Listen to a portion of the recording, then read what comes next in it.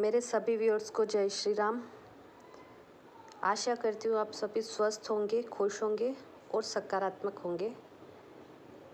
अभी हमने पिछले सीरीज में कुछ टॉपिक पर बात की थी, जिसमें सूक्ष्म शरीर, पुनर्जन्म, परम जीवन, इन सभी के बारे में बात की थी। आज हम बात करेंगे कि अस्तित्व में धरती लोक के अलावा और कितने लोक हैं और यहाँ पे क्या क्या कार्य होता है, इसके बारे में बात करेंगे। तो धरती लोक के अलावा इस अस्तित्व में 3 और लोक हैं।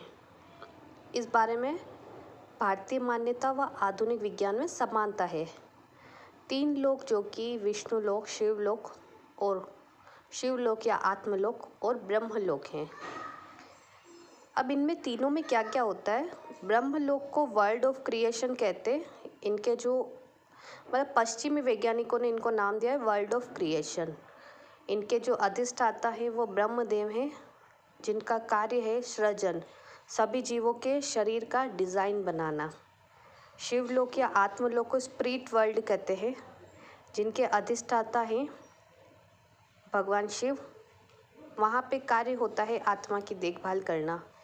विष्णु लोक, जिनको पश्चिम वैज्ञानिक कहते हैं वर्ल्ड ऑफ एनलाइटेंड वंस, वहाँ के अधिष्ठाता जो है वह भगवान विष्णु हैं। उनका जो कार्य रहता है वह अस्तित्व के कार्य में हाथ बटाना। यह इन तीनों लोकों का कार्य होता है। ब्रह्मलोक में सृजन का कार्य होता है, डिज़ाइन बनता है कि मनुष्य का शरीर कैसा रहेगा, किडनी कैसे बनेगी, कैसे लीवर बनेगा, छिपकली है तो उनकी पूंछ कितनी लंबी होगी, मोर बनाएंगे तो कैसे बनाएंगे। मतलब कि पृथ्वी पर जो व्यक्ति कलाकार है, चित्रकार है, मूर्तिकार हैं, ऐसे लोगों की ड्यूटी ब्रह्मलोक में लगती है। मृत्यु के बाद सूक्ष्म शरीर आत्मलोक में जाता है, आत्मलोक या शिवलोक में जाता है। जब वह मृत्यु लोक से जाता है तो पूरी तरह शत विक्षत हो जाता है। आत्मलोक में नाद और नूर से उस सूक्ष्म शरीर की मरम्मत होती है। जो लोग चिकित्सक होते हैं उनकी ड्यूटी आत्मलोक में लगती है। जन्म से पहले तक आत्मा आत्मलोक में ही निवास करती है। जब आत्मा समाधि को जान लेती है, प्रेम का परम पाठ सीख लेती है, तब वह मृत्यु के पश्चात आत्मलोक में न जाकर विष्णु लोक में जाती है। विष्णु लोक में कई संबुद्ध आत्माएं रहती हैं। सारे संत जैसे कि कबीर, नानक जी, ओशो, बुद्ध, महावीर इत्यादि विष्णु लोक में ही रहते हैं। परमात्मा अस्तित्व का काम विष्णु लोक की आत्माओं को योग्यता के अनुसार सौंपते हैं। जैसे इंद्र, कुबेर, ब्रह्मा, विष्णु, महेश एवं स्पिरिट गाइड सब विष्णु लोक से ही होते हैं। इनकी ड्यूटी अलग अलग ग्रहों पर भी लग सकती हैं। ये आत्माएं करुणावश या लीला के लिए भी जन्म ले सकती हैं, जिनको कि अवतार कहा जाता है।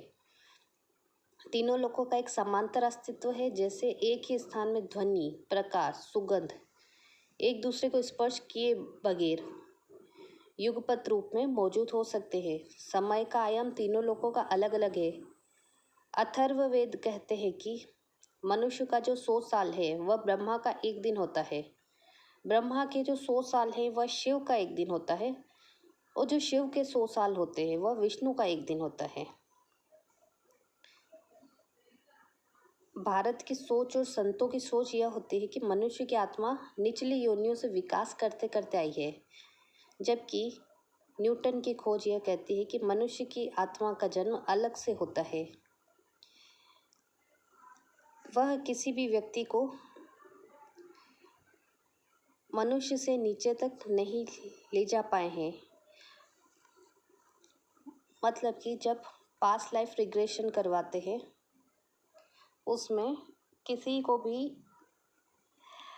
मनुष्य से नीचे तक नहीं ले जा पाए हैं डॉक्टर न्यूटन जी। जबकि ओशो धारा में जो प्रयोग हुए हैं, पास्ट लाइफ जो थेरेपी ली है लोगों ने, उसमें लोग चट्टान और पेड़ों तक भी स्वयं को देख पाए हैं। भारतीय दर्शन में स्वर्ग और नर्क की ज़्यादा मान्यता है। संत स्वर्ग को मानते रहे। आत्मलोक को हम स्वर्ग कह सकते हैं क्योंकि वहाँ अत्यधिक आनंद और प्रेम है। पृथ्वी को नर्क कह सकते हैं क्योंकि यहाँ पर हिंसा, घृणा, द्वेष इत्यादि है। विष्णु लोक का मोक्ष कह सकते हैं क्योंकि वहाँ पर जन्म की स्वतंत्रता है अर्थात मुक्ति है। हम सबक सीखने के लिए इस धरती पर आते हैं, किंतु जीवन का परम पाठ सीखने के बाद कहाँ जाते हैं, इसके बारे में डॉक्टर न्यूटन की तरफ से कोई भी इन्वेस्टिगेशन सामने नहीं आया है। परंतु ओशो धारा और भारतीय मान्यता के अनुसार हम परम जीवन का पाठ सीखने के बाद फिर से विष्णु लोक में चले जाते हैं। परमात्मा का विराट अस्तित्व है और यह एक परम नियम से और एक व्यवस्था से चल रहा है।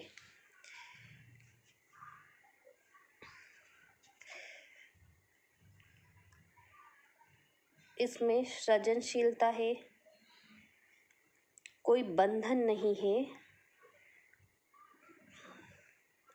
अस्तित्व में सृजन एवं संहार साथ साथ चलता रहता है।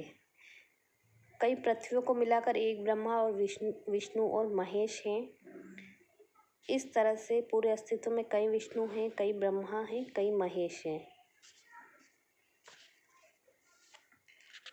अस्तित्व में सृजन एवं संहार एक साथ चलता रहता है। वैज्ञानिकों ने भी व्हाइट होल की खोज की है जहां नित्य ग्रहों का निर्माण होता रहता है। तो साथ साथ में ब्लैक होल की खोज भी की है जहां पर सारे ग्रह जाकर समा जाते हैं।